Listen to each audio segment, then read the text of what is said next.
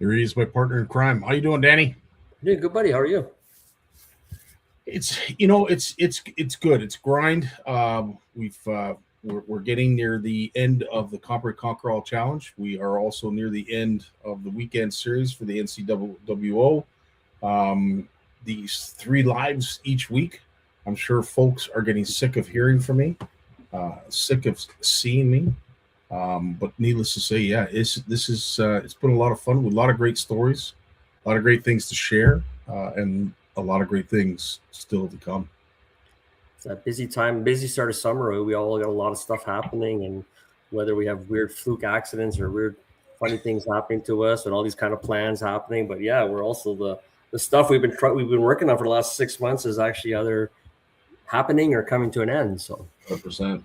Speaking of fluke things happening, as we just talked about before we went live, you had that tragic incident that happened to the truck. Give us an update. The truck will be back on the road Saturday. Really, it'll be on. I got to get alignment done on Monday, but yeah, we're all good. Everything's taken care of on that end, and all the pieces are falling together. And yeah, it's kind of been some experience I don't want to go through again. That's for sure. You know what? That back wall is going to look really good with that $1 million YouTube poster. The little plaque that they give you. Yeah. Danny was mentioning that there's room for lots of stuff back here, right? Exactly. The views on that video are almost close to 1 million. 880,000, I think, is what it's currently at, and I think it's about 90,000 on TikTok. And we were discussing, like, I have no idea what I'm doing. It's just kind of like, I'm going to throw this out here and see what happens. And I remember when I did that, I woke up the next morning. I think I called you, and I'm like, "Holy shit, what's happening here? Like, I've never seen this before, and it kind of threw me off. And it's been 2 weeks, and it's been getting a reaction like that. So, like we said, everybody likes it's fires and puppies. Everybody seems to like that kind of stuff, right? With everybody that's in the audience watching, I'd love to hear something that you posted that got an incredible amount of views that you weren't expecting. Because at the end of the day, everybody that is in the know knows how these algorithms work. I put up my hand. I'm one of those that things just don't make sense. We'll do a great little video that gets maybe a couple thousand views, and then something that makes absolutely no sense whatsoever, and it's into the hundreds of thousands. I think there's like 14,000 comments. So I've been going through some of them, and some of them are just absolutely hilarious. I just love them, and just some of them are just like But some people, they're witty, they're funny, and but the way their mind works just makes me laugh. Yeah, it's pretty cool. Well, it's a good thing to be in a viral situation that you were in, where there's a happy ending. Yes, I mean, it's terrible to be in a viral situation. Like some of the videos that get shared on Facebook, Instagram, and any other social platform, that is not a happy ending. So to yours, I'm glad it's. I'm not even in it, so it's good. I have no embarrassing story to say. Oh shit! I can't believe that many people see me do that. I don't like that. It's just my poor truck. But it's kind of funny. It just kind of makes me chuckle. It's kind of funny. That's all it is, really. That's cool. Steve, nice to have you along, buddy. 3 days with me. I don't know how you do it, but I appreciate it nonetheless. We also have Jeff. I tell you, amen. Porteous, how you doing, brother? Nice to have you along. You never look better. And John, yeah. Are you've tipped a few, I would imagine, saying stuff like that, buddy. I appreciate it nonetheless. All right, well, let's not have me do all the talking because I've done enough of it for the week. But let Danny take us back to the NCAA weekend series, and all 4 qualifiers are now complete. It's off to the championship. Yeah, we had our final qualifier of the weekend, and it went well. So we have our 20 qualifiers, and so we're just in the process now of getting that one set up, and we will be having that held on July 11th and to the 12th, I believe it is. And it's pretty interesting because a lot of people that I do know, and as you're talking, and you're finding out like, oh, I'm surprised you went fishing there, and people. And that's the advantage of this of these kind of events being all across Ontario, and with the technology we have, people are getting to just explore, and a lot of people seem to be really liking it. There you go. Mike is actually glad he brought that up. We're talking about the Ontario Triple Crown, which starts this Saturday, and Mike's actually signed up, and he's going to, I think, Dog Lake up in Missinabie. So he's going to go try and get the biggest pike he can. So Cool stuff. That is awesome. Kick some arse, Danny. Absolutely. We're trying. Well, as you said, to the 20 qualifiers for Yes. the championship round, congratulations to all those. You did a fantastic job, verifying all of your stuff. I know it was difficult based on cellular signal and what have you, but some were, you could tell, savvy, online tournament anglers, because they got it down like right away. Yeah. And then there were some that there was a bit of a learning curve, but picked up right near the end. And I will say, like Shane Turcott won. I didn't realize he was as savvy on online with online tournaments as he was, but he had it down in a snap. No issues, no problems. But yeah.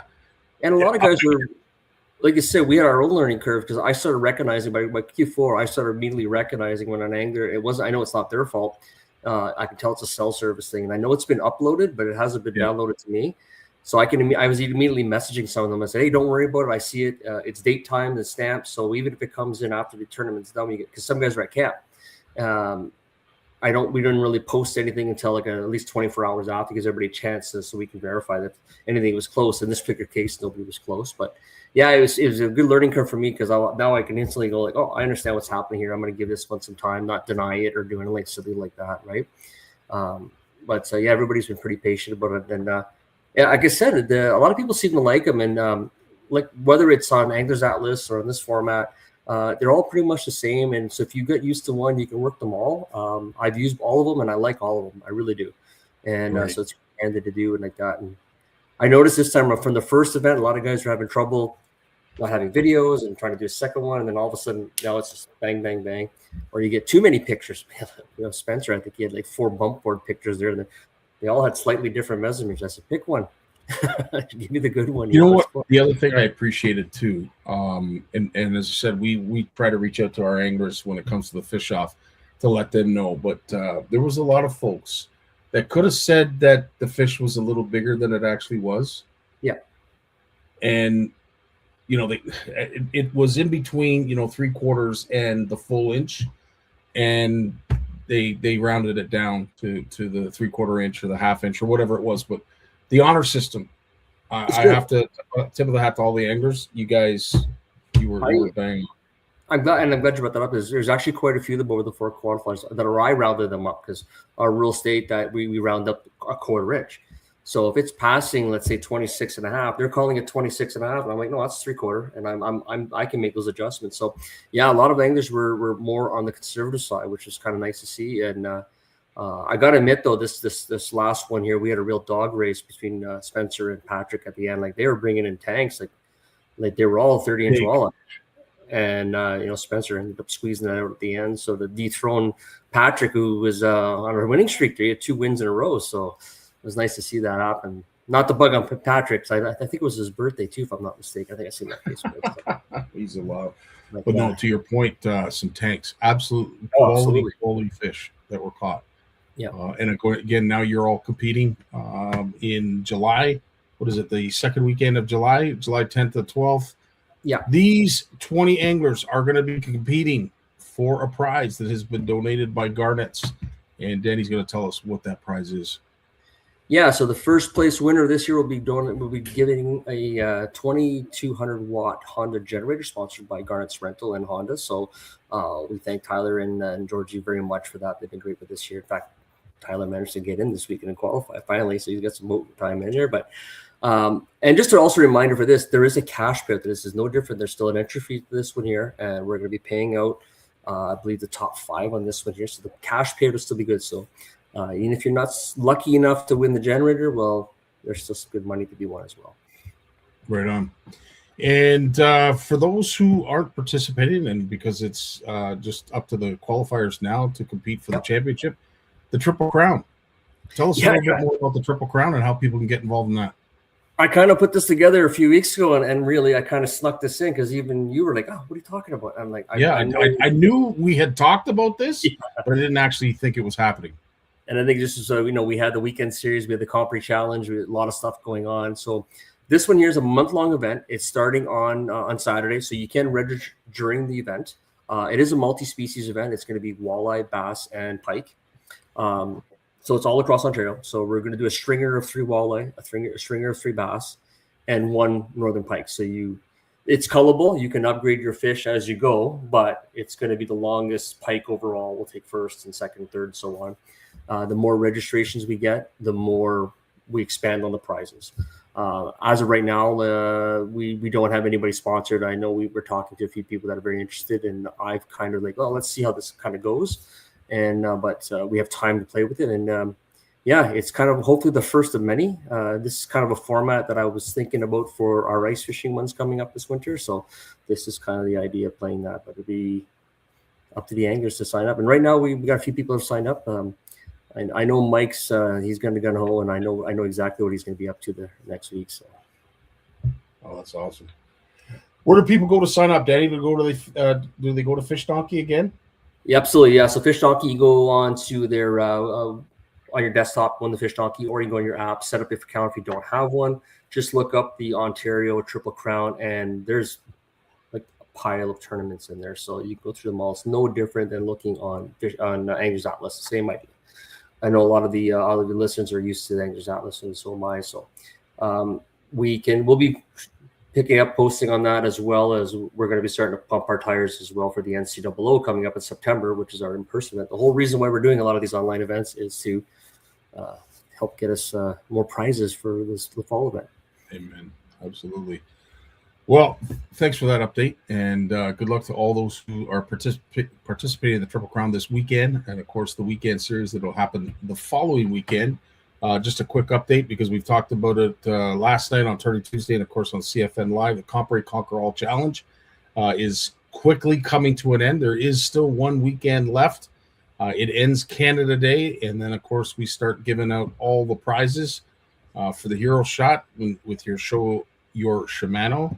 And then, of course, the video draw. I caught this with my Shimano Compre. 12 ballots per day is what you can enter. Any combination of 12 works. And then I'm hoping once we get everything tabulated and verified and all the I's dot and the T's crossed, we will start giving away the Compre Conquer All prizes, which are Compre walleye rods. And we're going to be giving 5 of those away. Some cool prizes to win, and as I said, the judges have been working feverishly, Mike as well, and we currently have right now, we are approaching 150 anglers, nice. Which is, in my opinion, we've surpassed my expectations, and I think right by now we're well over 2,000 fish that have been submitted. So, yeah, good times.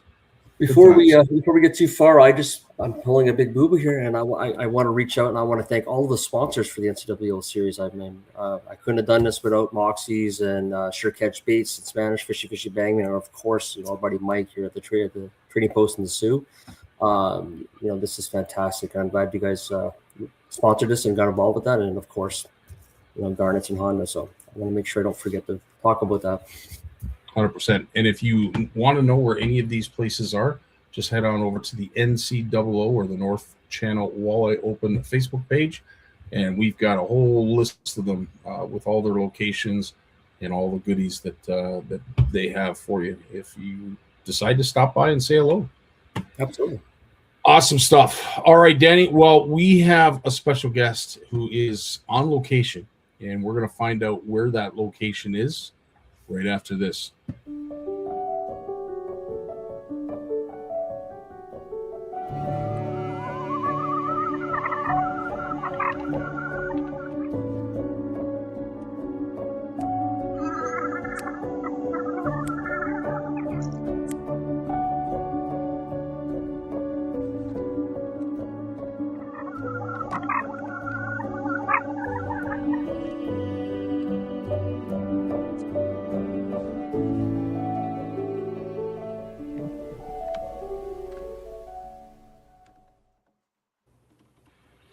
There he is, the man, the myth, the legend. Ieuan Harrison. What's going on, boys? How's it going, buddy? Good to have you aboard, buddy.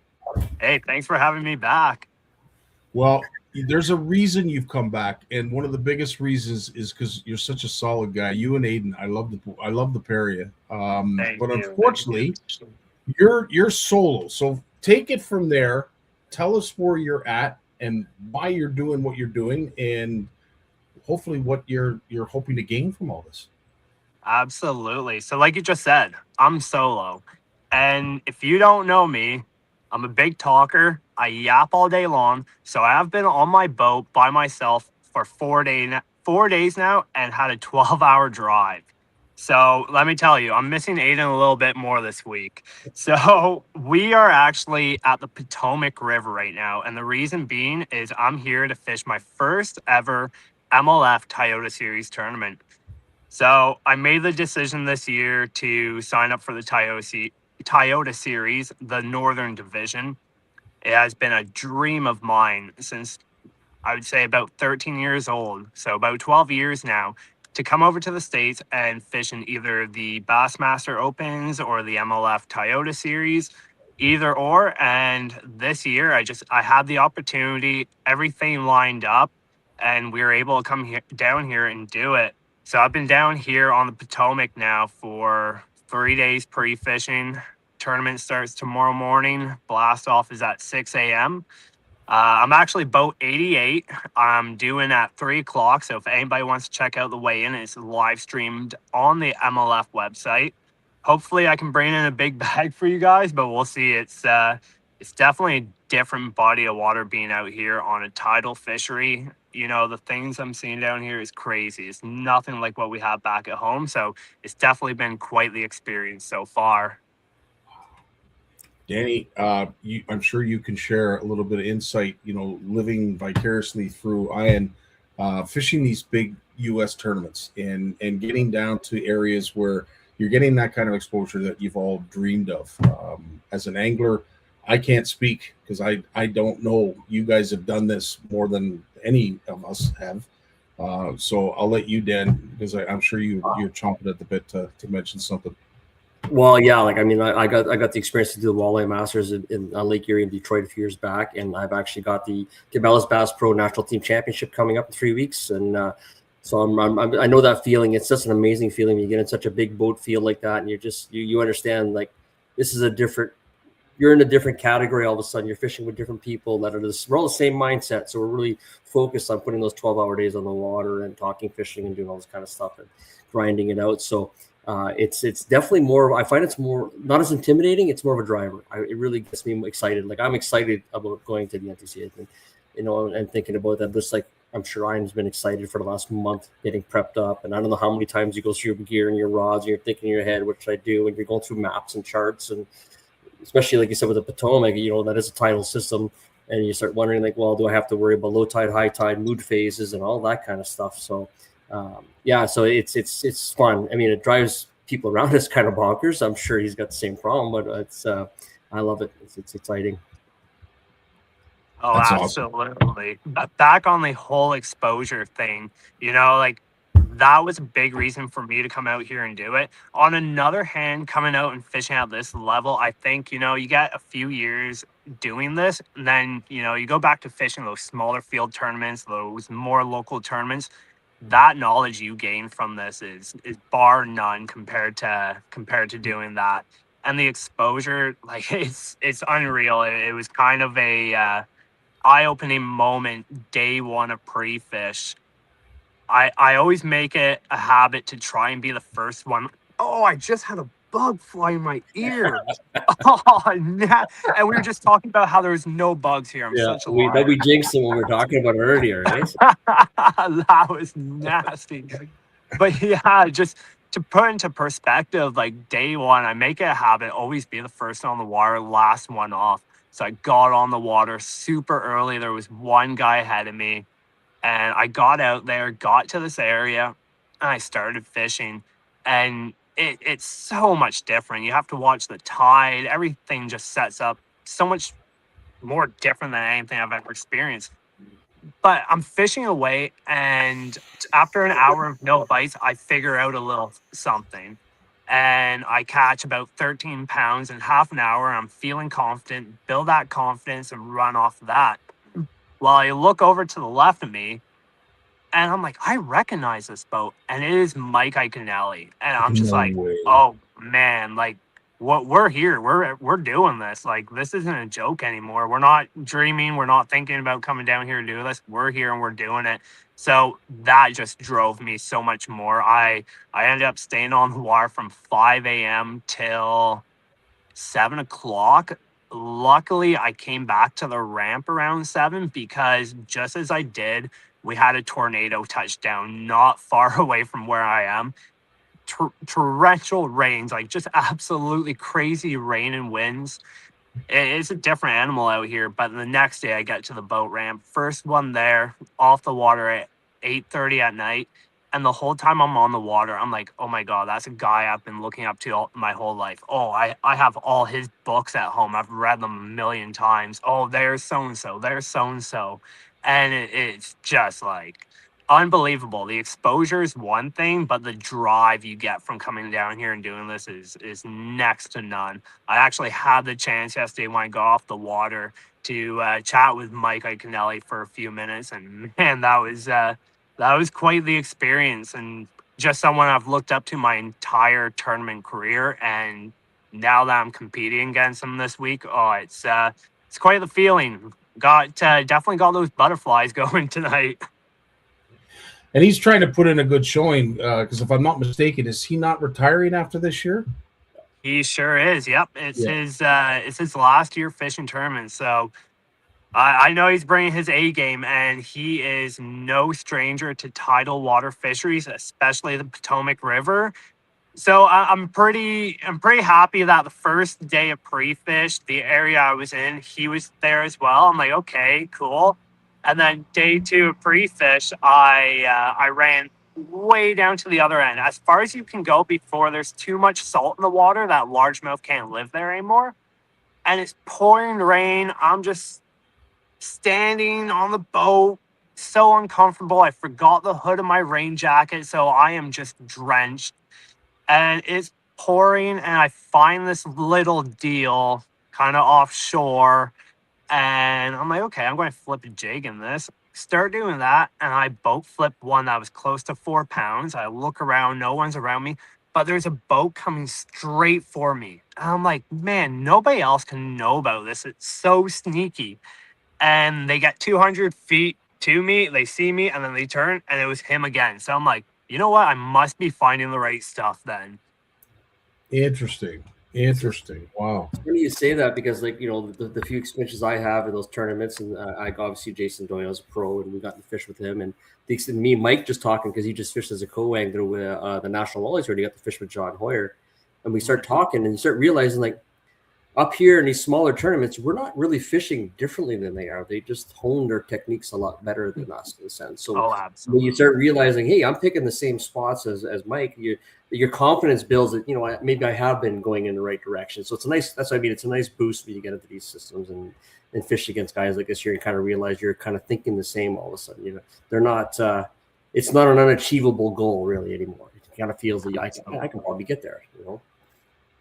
For sure. No, that's definitely the mindset I had after yesterday. And when I did get off the water, he was like, hey, you were the one in between those docks. I'm like, yeah. And he's like, oh, usually there's this and that there, and it sets up good. You get any? I'm like, yeah, I got a good one there. He's like, good for you. Keep it up. I'm like, okay, yeah, we're on to something. We just need to keep this ball rolling. But again, you never know at these tournaments. You can come in a hero, you can come in a zero. I'm not going to try and be a hero. I'm just going to try and make a top 50. And, you know, if we do start getting on them good throughout the tournament, then maybe we'll really push for those bigger bites. But so far, it looks like I'm going to try to play it safe and stay in that top 50 range. And then we move on to the St. Lawrence River and then Lake Champlain. So, you know, those are 2 bodies of water I'm very confident in. I love them. I get to fish them pretty often. So I just need to get through this weird tidal, whatever they call it out here, this weird largemouth stuff. Like, I don't know why my whole boat is just filled with bait casters right now. It hasn't seen this in like 5 years. My boat's been up in like 12 inches of water. It doesn't know what's going on anymore. Like, it's unreal. That's hilarious. Well, let's take a step back. So obviously it's one thing to have the passion for angling, which you do. It's another thing to have a dream, which is what you're doing right now. But obviously, a few planets had to align in order for this to work. Tell us how that all came to be. Oh, absolutely. So, like I said, it's been a dream of mine to come out here and do this. But the biggest hurdle is financially. Like, it is so expensive, and this week is really proving it. I had an idea in mind, but yeah, it's a little more than I was thinking. But like, just the entry fee for this tournament, you're at almost 2 grand, and then the next one's 2 grand, and the next one's 2 grand. So in 3 tournaments, you got $6,000 in entry fees. Like, that is unbelievable.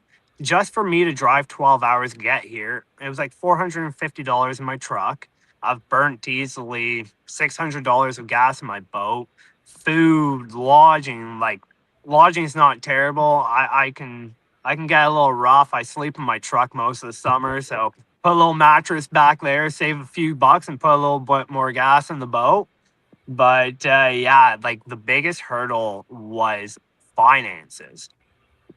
So the dream was always there, the passion was there, the confidence to do it. That's another story. But now, we got a good mindset, a very positive mindset towards this. So the confidence is there, but the finances were the big one. But I was very fortunate to meet someone a couple years ago, which has kind of taken me in and mentored me how to deal with sponsorships, business relations. And from that, I have gained the sponsorship, the networking, and ultimately the finances to come down here and do this. So I'm very fortunate to have met that someone and for him to teach me as much as he did. And now to take that knowledge and approach new sponsors or existing sponsors and say, hey, look, this is what I think I can do for you in a marketing kind of standpoint. And this is what I want to do as a dream. Let's try to work together and make this happen for both of us. And it's worked out. I'm very, very, very fortunate. I cannot say that enough. I am so thankful. Like, I have 13 sponsors now, which are all amazing. The people are amazing. And not just that, the support from my family, my friends. My mom has been the biggest supporter from day one. She was driving me to tournaments when I was 14 years old, dropping me off. And then my stepdad, another huge supporter. Like, I don't know, 3 days before I left, we went to his shop he works at. He's a mechanic. And we hoisted the engine off the back of the boat to change bushings. Like, he's always been there to make stuff happen that needs to be done. So ultimately, to be able to come down here and do this finally, it's been to get the right support team together. And I have by far the best support team I could ever ask for. So that it's not just me that makes this happen. It's a whole team. People talk about how fishing is a solo sport. It really isn't. It takes a team. It takes an army to be able to come here and fish at this level. Great story, Dan. Well, I'm glad your stepdad's a mechanic, because clearly he's seen that boat last week that lost its engine. So he must have seen that and said, we're not going to prevent that, right? So Absolutely. you were there when that happened, or were you on the same body of water, obviously, right? Which one? Oh, that one we were just talking about earlier, where he ripped his where his leash kept his engine from ripping. He was like, I'm not kidding. I watched it happen. It was about half a mile from me while we were out here video as fishing. well. So, yeah, it's going around pretty quickly there. Yeah, that happened yesterday, actually. Yeah, it happened yesterday afternoon. We were both in a bay. Well, sorry, a creek, but a creek out here is 10 miles long and 3 miles wide. And we were way up one. I started running out. He was running out. I was following him, and then we kind of got out into another area, and he cut off. I kept going, and he ended up hitting something and ripping that motor off his boat, which is pretty scary. Well, never mind the koiki. I think it's time to start selling those leashes. Oh, absolutely. I'll tell you, it's sold itself. I saw the video of his motor sort of laying over the transom. There's a small little dent in the carpet near the live well where it ran forward. But of course, that leash keeps it to the transom so that it'll only buckle the once, but it doesn't come all the way into the inside of the boat. And I mean, I can't even imagine at 60, 70, 80 mile an hour hitting anything and then having this thing come in and start bouncing around in the cockpit. That would be horrifying. There's actually some videos of that exactly happening. Like you see some of the older bass boats where they get hit and the motor slips right into the boat. So yeah, that's terrifying. I mean, as a walleye guy, that's not a problem for us. We're never in 12 inches of water. We don't measure water by inches. It's by feet always. Yeah, I'm starting to learn that pretty quick out here. Like the biggest thing for me is all the crab pots everywhere. I hate to admit it, but I've probably hit quite a few now. I looked under my boat. There's some new scrapes.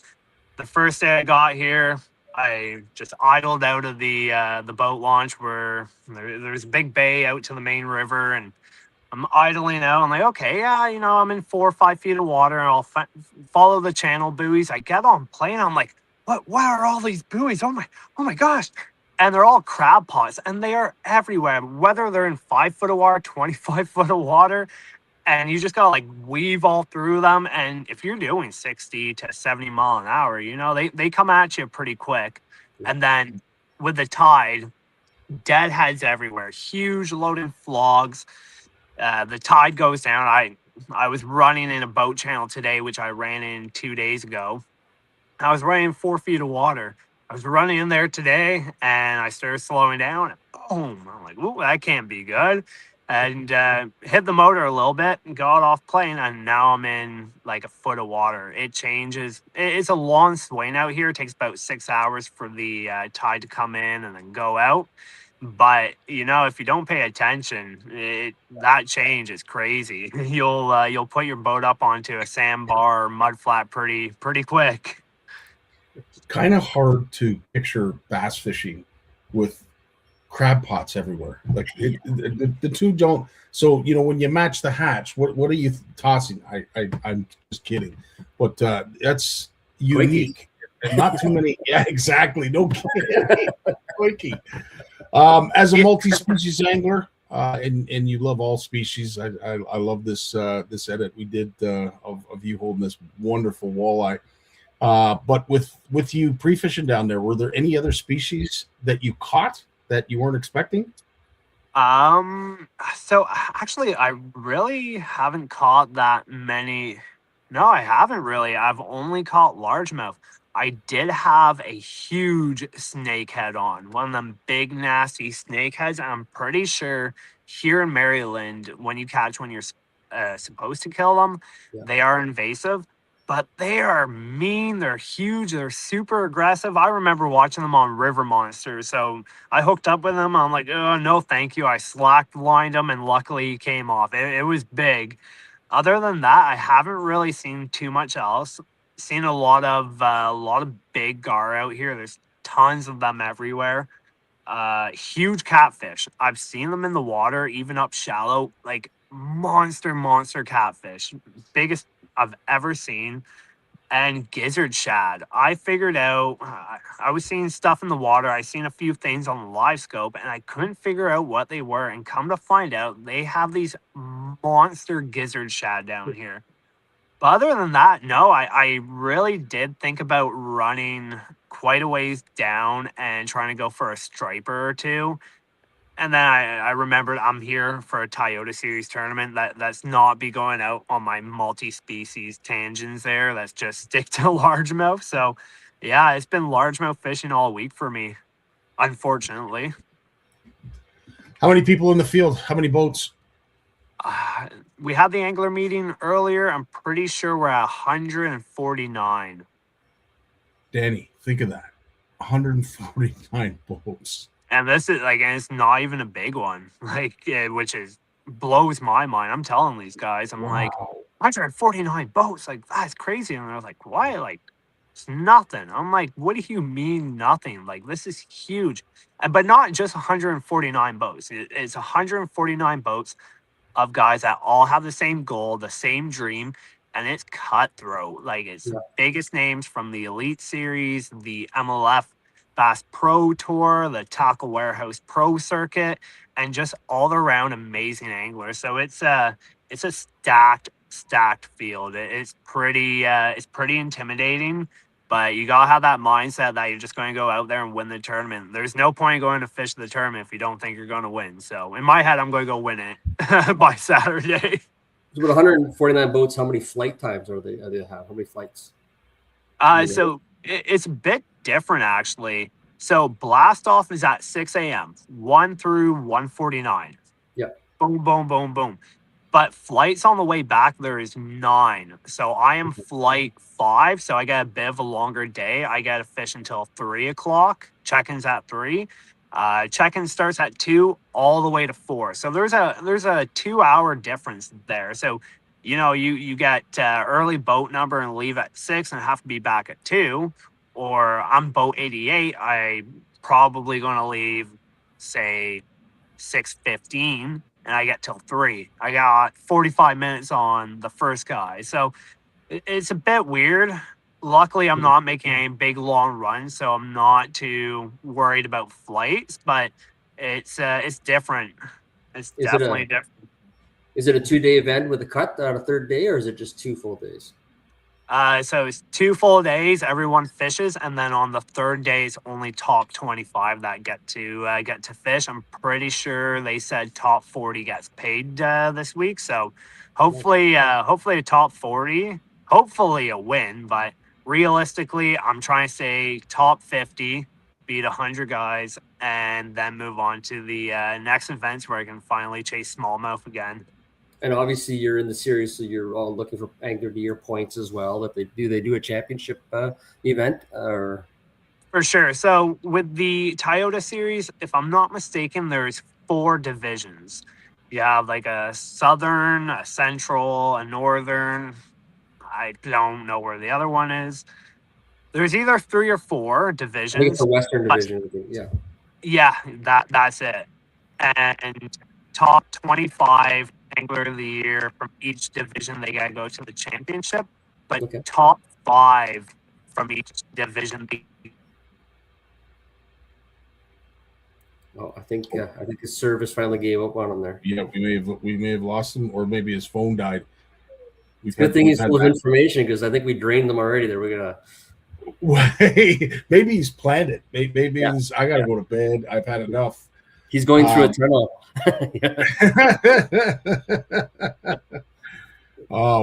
With that being said, hopefully we can get Ieuan back on. But if not, with that being said, like as I said, I know he's missing his partner Aiden, and you having a partner all the time when you're fishing walleye in these tournaments. Can you imagine fishing by yourself, or would you prefer that, Danny?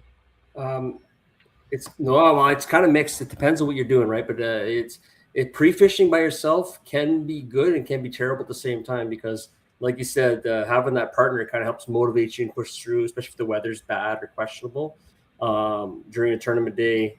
If everything's going good, it's awesome. When things are going bad, when you're listening to somebody vent, or they're listening to you vent, kind of thing. It's usually me venting.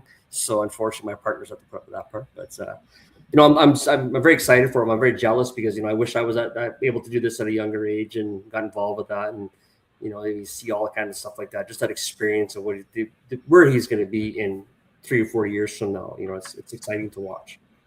100%. And when it comes to anxiety or nervousness, this lad doesn't have any in front of the camera, as we've seen tonight. Talking to our good buddy Jim there, Ron James, it was awesome to see how charismatic they are, how candid they are, how different from old school type anglers. Like these guys are salts of the earth, and we're so awesome to be able to have him on and talk. Oh, he was there for a sec. Yeah. Oh, he just disappeared. But sorry, say that again, Dad. He's fighting to get back. I see he's got to keep trying. But this is during the CFN in Kingston. The two did fantastic, and as I said, they were just good people to represent the industry, the tournament trails. Absolutely. And, we're lucky to have them. We got you back, Ian. That's awesome. We're back. A little bit of technical difficulties. Oh, I can't hear you, boys. We're not saying anything now. We're Let's talking. see here. Oh,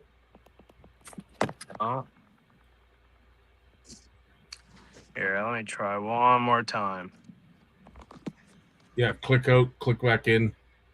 Yeah, he's got it down. He knows how it's done. Again, at the CSA event, the two of them did fantastic. But the thing that I loved is how good they are as a team. So I can imagine Ian is missing Aiden because these guys are such a good team. They just work so freaking well together. They're just absolute gems. I think the best time to have a partner too is when you're having a stressful long day. It's good to have that motivation with you in the boat because you're both trying to keep each other going. When you're by yourself, you can really spin your wheels and get into your head. I don't know if you boys can hear me, but every time I get brought back in, I cannot hear you guys. I start doing some sign language for them there. Yes. What can we say? Well, you know what? Okay. Can you hear us now, Ian? Can you hear us? No. You may have to kick him out and try it again. He's doing the right thing. He keeps kicking himself out. He's doing exactly what I would suggest. Yeah. Just keep coming back. We hear you absolutely, Emily. We can hear him, but unfortunately he can't hear us. So who knows? It may end before we get a chance to wish him well. But if we do end up wrapping this up before. Hopefully you can go back and listen to it and see that we gave him the accolades. Can you hear? Can you hear? I can't hear you boys again. Oh. I don't know why it keeps doing that, but it keeps doing that. Well, Scottie, type up a big message. Yes, good luck. Good luck. We'll try one more. Let me play with the settings here. I don't know how to work this thing. But as I said, this could be extremely frustrating for somebody, and you wouldn't know. Like as frustrating as it might be. Here, what about this? Yeah, this is part of your blooper reel at Christmas time. Then we're trying to fill some air. So true. Yeah, we just gotta go with the flow here. Nothing. Can't hear yet. Well, good luck. Good luck. Good. You know what? Let me make it. Oh. And he's probably sitting there going, what are you saying? Emily's talking to us. We'll say, tell Ieuan we said good luck. Or Ian, sorry. Absolutely. There you go. Yeah. And you know what, Steve, Emily, that's actually great. Could everybody just in the comments, because we may not get Ian back, wish him good luck. I mean, even though he's fishing his dream, he's living out his dream. I can't imagine the pressure that this kid's under because, of course, there's people that are paying for him to be there. And that brings on any kind of anxiety with anybody that has a conscience. So for that, right off the bat, a tip of the hat to him because to deal with that kind of anxiety on its own is something in itself. So, again, it shows his character. Absolutely. And I mean, realistically, he's probably focused on just on his fishing time and stuff like that. So I hopefully that's not in the back of his head because of that, he's going to do quite well. How about now? We did it. We did it. Now we got to start all over again. Oh, man. What did I miss? What did I miss? Fill me in. Yeah. So where are you? What are you doing? No, just kidding. Just kidding. Ian, as I said, before we lose the opportunity, just in case, because we are getting close to the hour, but also in case something drops again, I want to make sure that we get this chance to wish you well, dude, because at the end of the day, you're juggling a lot. We just mentioned, when you're down there on somebody else's dollar, there's a certain sense of anxiety that goes along with that. You're competing against people that are in the elite of this industry, but also those that you look up to.